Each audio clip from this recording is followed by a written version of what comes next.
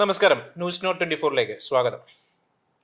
ചേട്ടാ, B J പിയുടെ സംസ്ഥാന പ്രസിഡന്റായിട്ട് ബി ജെ പി അധികാരം ഏൽപ്പിച്ചിരിക്കുന്നത് രാജീവ് ചന്ദ്രശേഖർ എന്ന് പറഞ്ഞ വ്യക്തിയാണല്ലോ. നമുക്കറിയാം, അദ്ദേഹത്തെ ഒരു പൊളിറ്റിക്കൽ പേഴ്സണാലിറ്റി ആയിട്ട് നമുക്ക് നോക്കിക്കാണാൻ കഴിയുമോ? അതോ അദ്ദേഹം ഒരു വ്യവസായി മാത്രമല്ലേ? ഒരു ചാനൽ മുതലാളിയാണ്, ഒരു ടെക്നോക്രാറ്റ് ആണ് എന്നൊരു നിലയിലല്ലേ? അദ്ദേഹത്തിന്റെ സംസാര ശൈലിയൊക്കെ കേൾക്കുമ്പോൾ തന്നെ എനിക്ക് ഒരു സിൽവർ സ്പൂണിൽ ജനിച്ച ഒരു വ്യക്തിയായിട്ട് തന്നെയല്ലേ നമുക്ക് തോന്നുന്നത്. സിൽവർ സ്പൂണും അല്ല, അത് ഗോൾഡൻ സ്പൂണാണ്. അങ്ങനെ വേണം അതിനെ പറയാൻ. രാഹുൽ ഗാന്ധി സിൽവർ സ്പൂൺ ആണെങ്കിൽ രാജീവ് ചന്ദ്രശേഖർ ഗോൾഡൻ സ്പൂണാണ്. കാര്യം ഇപ്പൊ കേരളത്തിലെ BJP-യുടെ ഒരു പ്രശ്നം എന്ന് പറഞ്ഞു കഴിഞ്ഞാൽ RSS-ന്റെ ഒക്കെ ശാഖകളിലൊക്കെ പോയി പിന്നെ അടിനടയൊക്കെ പഠിച്ചും അതുപോലെ കയ്യിൽ ചരട് രണ്ട് പ്രയോഗവും കഴിഞ്ഞ പിന്നെ അതുപോലെ നെറ്റിയിൽ വലിയ കുറിയും ഒക്കെ ഇട്ട് മുണ്ടൊക്കെ ഇങ്ങനെ വളർന്ന് പിടിച്ച് കാവിയോ അങ്ങനെയൊക്കെ ഇട്ട് അവർ ചെന്ന് നിൽക്കുമ്പോൾ തന്നെ ഇന്ന് ആണ് സംഘി എന്നുള്ള പദമൊക്കെ വന്നത്. പണ്ട് അങ്ങനല്ലായിരുന്നു. RSS സംഘത്തിൻ്റെ പ്രമുഖ നേതാവ് അല്ലെ അങ്ങനെയൊക്കെയുള്ള പേരുകളിലായിരുന്നു ഇവരെയൊക്കെ അറിഞ്ഞുകൊണ്ട് അവരൊക്കെ തന്നെയായിരുന്നു BJP-യിലേക്ക് വന്നത്. അതായത് ഇവിടെ പിന്നെ അമ്പലത്തിൻ്റെ പറമ്പുകളിലോ അല്ലെങ്കിൽ മറ്റേ ഒഴിഞ്ഞ കൂടുകളിലോ ഒക്കെ പോയിട്ട് ഈ ദണ്ഡപ്രയോഗമൊക്കെ നടത്തി നിൽക്കുന്നതൊക്കെ ഇട്ട് വന്ന രാഷ്ട്രീയത്തിൽ നിന്നൊക്കെ മാറി BJP-യുടെ വക്താക്കളായി വന്നവര് ഇപ്പോൾ ആദ്യം തിരുവനന്തപുരത്ത് മാരാർജി ഹൗസ് കണ്ടിട്ടുണ്ടോ? പഴയ മാരാർജി ഹൗസ് ആദ്യ കാലഘട്ടം അദ്ദേഹമാണ് സ്ഥലം വാങ്ങിക്കൊടുക്കുന്നത്. അവരൊക്കെ ഇരിക്കുന്ന സമയത്ത് അദ്ദേഹമാണ് സ്ഥലം വാങ്ങിക്കൊടുക്കുന്നത് ഈ പാർട്ടിക്ക് വേണ്ടി, BJP-ക്ക്. ലാസ്റ്റ് ഒന്നും അല്ലാതാക്കി കളഞ്ഞു. മൂന്ന് ചേട്ടനൊക്കെ ഒന്നും അല്ലാതാക്കി കളഞ്ഞു. ഇപ്പൊ ഞാൻ മനസ്സിലാക്കും. അതിനുശേഷം കടന്നു വന്നിട്ട് അവസാനമാണ് ഒരു കമ്പ്യൂട്ടർ എനിക്കൊന്ന് പുതുയുഗത്തിന്റെ ഭാഗമായിട്ടായിരിക്കാം ഇവിടെ ഇദ്ദേഹത്തെ തീരുമാനിച്ചത്. കാരണം കേരളം കുറച്ച് അഡ്വാൻസ്ഡാണ്, വിദ്യാഭ്യാസമുള്ളവർ കൂടുതലാണ്. അപ്പോൾ BJP-യുടെ നിലവിലിരിക്കുന്നവർക്കൊന്നും വലിയ വിദ്യാഭ്യാസമൊന്നുമില്ല. ആകെ ഇച്ചിരി വർത്തമാനം പറയാൻ അറിയാവുന്നത് V. മുരളീധരനായിരുന്നു. അദ്ദേഹം ഇവിടുന്ന് നേരെ അങ്ങ് കേന്ദ്രമന്ത്രിയായിട്ട് പോയി. ഞാനത് പറഞ്ഞു വരട്ടെ. അദ്ദേഹം പറഞ്ഞൊരു പൊട്ടത്തരത്തെ കുറിച്ച് ഞാൻ പറയായിരുന്നു, പെട്രോൾ V. മുരളീധരൻ. അതല്ല, അത് പൊട്ടത്തരം മാത്രമല്ല. പുള്ളി ആ സമയത്ത് എന്താ ചെയ്തിരുന്നത് അറിയോ? ഗ്യാസ് കുറ്റി എടുത്ത് സ്കൂട്ടറിൽ വെച്ച് അത് തള്ളിക്കൊണ്ടുപോവാ. എന്തിനാ? രണ്ട് കാര്യങ്ങളാണ് പറഞ്ഞത്. ഒന്ന്, ഗ്യാസ് ഇല്ല, പാചകം ചെയ്യാനുള്ള ഗ്യാസ് ഇല്ല. ഇന്നിപ്പോ ഇല്ല ഗ്യാസ്, വീടുകളിലേക്ക് ഇല്ല. അന്ന് ഗ്യാസിന് വില കൂടിയെന്നാ പറയുന്നത്. കാലത്തിന് മുന്നേ 440 രൂപയാ അന്നത്തെ വില. അല്ല, കാലത്തിന് മുന്നേ സഞ്ചരിച്ച 440 രൂപ ഗ്യാസ് മേടിച്ചാൽ ഏകദേശം 100-130 രൂപ എവിടെ വരുമായിരുന്നു.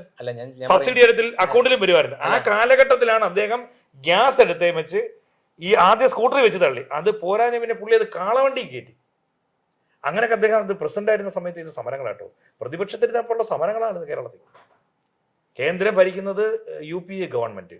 ആ സമയത്ത് ഗ്യാസിന് 440 രൂപ വിലയുള്ളൂ, ഡീസലിന് 40 രൂപയുള്ളൂ, പെട്രോളിന് 75 രൂപയുള്ളൂ, ക്രൂഡ് ഓയിലിന്റെ വില എത്ര? 165. അതിന് ആ നിൽക്കുന്ന സമയം ക്രൂഡ് ഓയിൽ ഡോളറിൽ ആ നിൽക്കുന്ന സമയത്താണ് ഇവിടെ 40 രൂപയ്ക്ക് ഡീസൽ കൊടുത്തത്. ഇത് 40 രൂപയ്ക്ക് ഡീസല്, ഡോളറിന്റെ വില, ഡോളർ റേറ്റ് എന്നറിയോ? ഡോളർ റേറ്റ് നമ്മുടെ പൈസയായിട്ട് 40 രൂപ.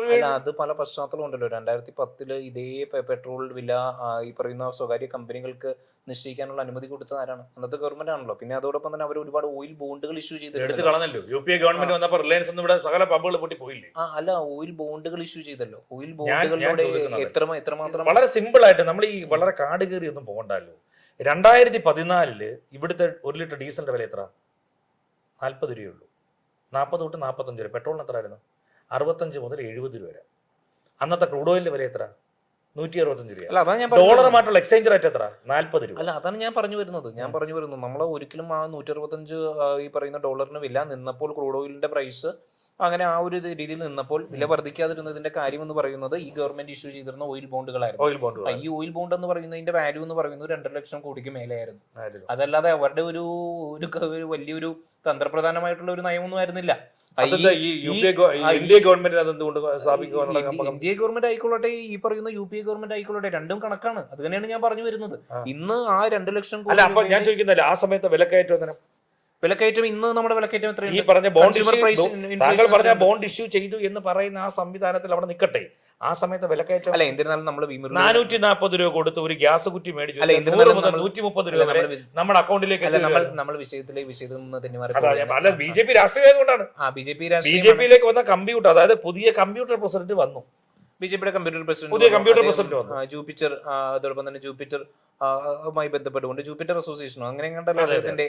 അതായത് BPL എന്ന് പറഞ്ഞൊരു കമ്പനി ഉണ്ടായിരുന്നു ഇന്ത്യയിൽ. അതായത് 90-കളിലും 2000-ലും ഒക്കെ BPL കമ്പനി ആയിരുന്നു നമ്മുടെ ഇവിടെ ഉണ്ടായിരുന്നത്. ഈ BPL കമ്പനിയുടെ അദ്ദേഹത്തിന്റെ പിന്നെ അമ്മായിപ്പനായെന്ന് തോന്നുന്നു BPL കമ്പനി നടത്തിക്കൊണ്ടിരുന്നത്. അപ്പം പുള്ളി അതിനെല്ലാം കടന്നു. അതൊന്നും ഈ കേരള രാഷ്ട്രീയത്തിൽ എന്നല്ല, ഇന്ത്യൻ രാഷ്ട്രീയത്തിൽ തന്നെ ജൂപ്പിറ്റർ ഈ പറയുന്ന രാജീവ് ചന്ദ്രശേഖർ യാതൊരുവിധ റോളും ഇല്ല. അദ്ദേഹം ഒരു ബിസിനസ്മാൻ മാത്രമാണ്. രാജ്യസഭ MP ആയിരുന്നല്ലോ അല്ലെ? അതൊക്കെ പിന്നീടല്ലേ? ഇതൊക്കെ ഈ പറയുന്ന 2014 ശേഷം സംഭവിച്ച കാര്യങ്ങളല്ലേ? രാജ്യസഭ MP ഇവിടെ ഞാൻ കേരളത്തിലേക്കുള്ള അദ്ദേഹത്തിന്റെ വരവ് എങ്ങനെയാ?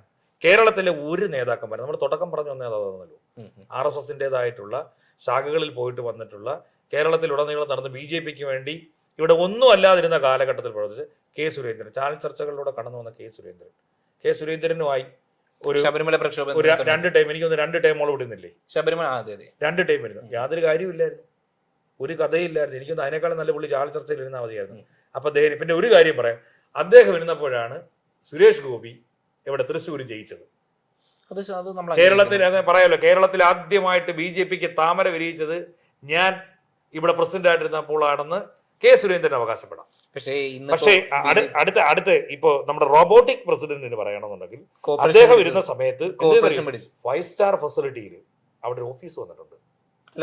തിരുവനന്തപുരം കോർപ്പറേഷൻ പിടിച്ചു. ഇനി കേരളത്തിൽ ഞങ്ങളൊരു 20ഓളം സീറ്റുകൾ പിടിക്കുമെന്നാണ് നിലവിലെ അവകാശവാദം. ആദ്യം 20 ആയിരുന്നു, ഇപ്പൊ അത് 10ലേക്ക് എത്തിയിട്ടുണ്ട്. ഇനി അത് എത്രമാത്രം ചുരുങ്ങുമെന്ന് അറിയത്തില്ല. ഇപ്പൊ പലരും പറയുന്നത് ത്രികോണ മത്സരം ഇല്ലെന്നും പറയുന്നു പലയിടത്തും. അല്ല, 35 സീറ്റ് നേടിയിട്ടുണ്ടെന്നുണ്ടെങ്കിൽ ഞങ്ങൾ അധികാരത്തിലേക്ക് എത്തുമെന്നായിരുന്നല്ലോ മുമ്പത്തെ അവകാശം. റോബോട്ടിക് പ്രസിഡന്റിന്റെ രീതി എന്താണെന്നറിയോ? രാവിലെ അദ്ദേഹം ഓഫീസിലേക്ക് വന്നു കഴിഞ്ഞാൽ കറക്റ്റ് ഒരു ഒരു സോഫ്റ്റ്വെയർ കമ്പനിയിൽ അങ്ങനെയാണ് നടക്കുന്നത്. അതുപോലെ അദ്ദേഹം ലാപ്പ് ഓൺ ആക്കി വെച്ച് ഓരോ വാർഡിലെയും എത്ര വോട്ട് BJPക്ക് ഉണ്ട്, എത്ര വോട്ട് CPMനുണ്ട്, എത്ര വോട്ട് അതർ പാർട്ടികൾക്കുണ്ട് എന്ന് കൃത്യമായി പുള്ളി അവിടെ കമ്പ്യൂട്ടർ അടിച്ചു. മാത്രമല്ല, അതിന്റെ ഭാഗമായിട്ട് ഇവിടുന്ന് ഓരോരുത്തരെയും വിളിപ്പിക്കുമല്ലോ. അപ്പൊ ഇവർക്ക് മണ്ഡല സെക്രട്ടറിമാരുണ്ട്, അതുപോലെ തന്നെ ജില്ലാ സെക്രട്ടറിമാരുണ്ട്, ജില്ലാ പ്രസിഡന്റുമാരുണ്ട്, എല്ലാവരെയും വിളിപ്പിക്കും. എല്ലാവരെയും വിളിപ്പിച്ച് കഴിഞ്ഞാൽ അവിടെ ചെന്നിരിക്കുമ്പോൾ റോബോട്ടിക് പ്രസിഡന്റ് ആണല്ലോ, പ്രത്യേകിച്ച് നല്ല ഇംഗ്ലീഷുവാ, പിന്നെ ഹിന്ദിയുവാ. നമ്മുടെ ആൾക്കാർക്ക് അതിനെക്കുറിച്ച് വലിയ വശമൊന്നും ഇല്ലാത്തതിന്റെ പേര് ചെന്നിരിക്കുക. ആ വരണ്ട അവിടെ പോയി ഇരിക്കാൻ പറ്റും കേട്ടോ. അല്ലാതെ തോളത്ത് കൈ കെട്ടിക്കൊണ്ട് സമാധാനിപ്പിച്ചിട്ടുണ്ട് എന്തുകൊണ്ടെന്ന് ചോദിക്കത്തില്ല. വരുക, നിനക്ക് അവിടെ എന്താ പണി, നീ ഇതിന്റെ ആളായിട്ട് നടക്കുമല്ലേ, നീ പിന്നെ എന്താ അവിടെ ചെയ്യുന്നത്? അദ്ദേഹത്തിന്റെ ഒരു സ്ലാങ്ങും ഉണ്ടല്ലോ, ആ സ്ലാങ്ങിൽ പറയുമ്പോൾ തന്നെ ഒരുമാതിരിപ്പെട്ടവർ പേടിച്ച് മിക്കവരും കയറത്തില്ല. ഇത്തിരിയെങ്കിലും അറിയപ്പെടുന്ന ആരെങ്കിലും ജോലിയാണ്, ഒരു കമ്പനിയായി ഇപ്പം കേരളത്തിലെ BJP. അല്ല, ഞാൻ ചോദിക്കുന്നത് ഇതെല്ലാം ചെയ്തിട്ടും മോണിറ്റർ ചെയ്തിട്ടും BJPക്ക് കിട്ടിയത് തിരുവനന്തപുരം കോർപ്പറേഷൻ മാത്രമാണ്. തൃശ്ശൂരൊക്കെ തരിപ്പണമാകില്ലേ? ഇത് തൃശ്ശൂർ കോർപ്പറേഷനൊക്കെ തരിപ്പണമാകില്ലേ? തരിപ്പണമാവാൻ പോവല്ലേ?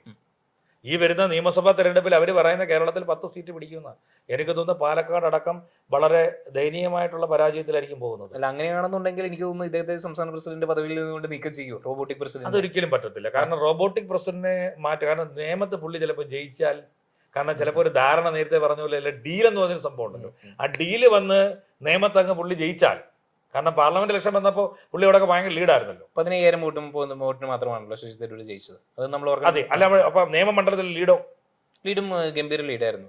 ആ ലീഡ് വരുന്ന സ്ഥിതിക്ക് നിയമമണ്ഡലത്തിൽ പുള്ളി അവിടെ സ്ഥാനാർത്ഥി ആവാതെ പിന്നെ ജയിച്ച് കേരള നിയമസഭയിൽ എത്തിയാലോ? ഒരു MLA എന്നുള്ള രീതി മതിയല്ലോ. ഒരു MLA ആരാ? കേരളത്തിന്റെ BJPയുടെ റോബോട്ടിക് പ്രസിഡന്റ് ആണ്. രാജഗോപാലിന്റെ ആ ഒരു അതോട് മാറുമല്ലേ, ആ ചരിത്രം മാറുമല്ലേ? രാജഗോപാലേട്ടൻ അല്ലാതെ അടുത്ത ഒരാൾ ആദ്യമായി വരുമല്ലേ? ചെറിയ കാര്യമാണോ? അപ്പൊ എന്തുകൊണ്ടായാലും റോബോട്ടിക് പ്രസിഡന്റ് എടുക്കാനായിട്ട് ഇതിനകത്തുനിന്ന് പടി ഇറങ്ങത്തുള്ളൂ, ഒരു മാറ്റമില്ല കാര്യത്തിൽ. എന്നിരുന്നാലും നമുക്ക് ഈ എന്നിരുന്നാലും ഇന്ന് BJP ഒരുപാട് കുതിപ്പ് നടത്തിയിട്ടുണ്ട് സംസ്ഥാന രാഷ്ട്രീയത്തിൽ മൊത്തം. നമ്മൾ അവരുടെ വോട്ട് പെർസെന്റേജ് നോക്കി കഴിഞ്ഞാൽ മതി 20% നിൽക്കുന്നു ഏറ്റവും ഒടുവിൽ. എന്നിരുന്നാലും ആ അടുത്ത വരുന്ന നിയമസഭാ തെരഞ്ഞെടുപ്പിന്റെ ഫലം BJPക്ക് എങ്ങനെ, ഏതെല്ലാം രീതിയിൽ വളർച്ചയുണ്ടോ തളർച്ചയുണ്ടോ എന്നുള്ളത് വ്യക്തമാക്കും. അതോടൊപ്പം തന്നെ റോബോട്ടിക് പ്രസിഡന്റിന്റെ ആ ഒരു സാന്നിധ്യവും BJPക്ക് എന്തുമാത്രം ഗുണം ചെയ്തിട്ടുണ്ട് എന്നും അത് വ്യക്തമാക്കും. തീർച്ചയായും.